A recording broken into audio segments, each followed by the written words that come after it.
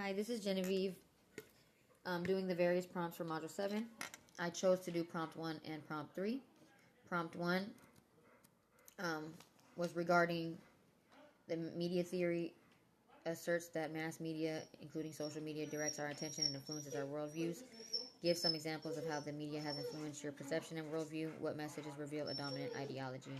So for me, the only thing that I get from media theory, or that I take from the media, or that the media influences me on, is to not let the media influence me or my worldviews.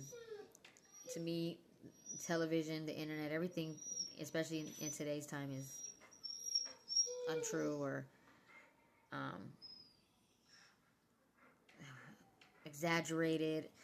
So that's the one thing that I take away from when it comes to media. The media, even with my family relationships, my children, I tell my children not to put anything too important on social media, not to take anything from social media too seriously, too drastically, or the TV, especially the TV. The things that they show with like dominant ideologies, like how back in Western society it was a man's world. You see that idolized a lot in TV shows, especially even today. Even though America's supposed to be trying to equalize the roles of women and men, but in every TV show you still see men are stronger than women. Men always have to jump in and save a woman physically. Or I was watching a TV show the other day, and there were 3 FBI agents. One was the captain of the whole squad, and then the male agent and the woman agent, they're FBI agents, both same level, credential, whatever. However, they were all 3 in the room questioning a man who brought in his baby with him because he didn't have anywhere else to take the baby while he came in for questioning. And so the baby was crying the whole time.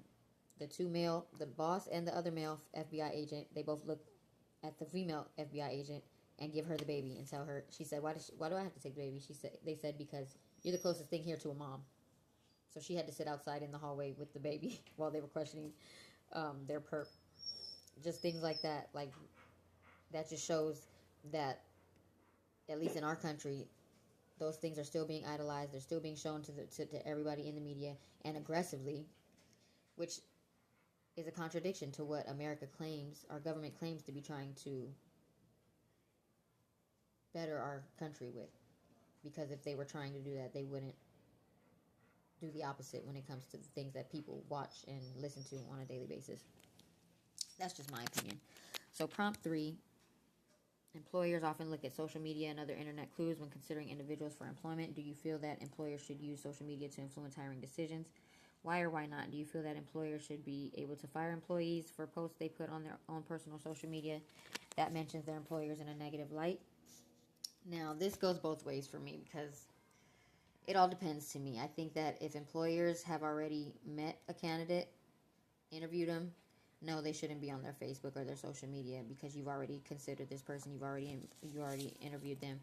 So to go back and try to find something to hold against them, I feel would be wrong, and I feel like it's a liability for a lawsuit maybe. And then, but at the same time, if you're looking for possible or potential candidates to interview or to invite to apply to your organization or whatever, or even just, if you have a stack full of applications, and you start looking through Facebook, if that's what you do, before you have contacted these people and let them know that you're even interested in them. I don't feel like there should be anything wrong with that, because I feel like it's okay. It should really be a thing to know what kind of people that you're hiring, even if they are top level at the job and good at what they do. That doesn't necessarily mean that they have the soft skills to deal with other aspects that influence the job as well.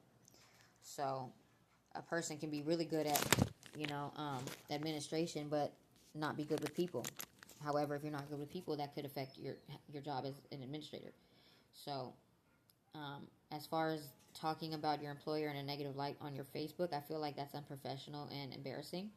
So yes, I feel that if that does happen, that can cause like an even bigger issue in the office. So I do feel like that could be grounds to fire someone. However, it depends on the extent as well of the negative light that they were being held in.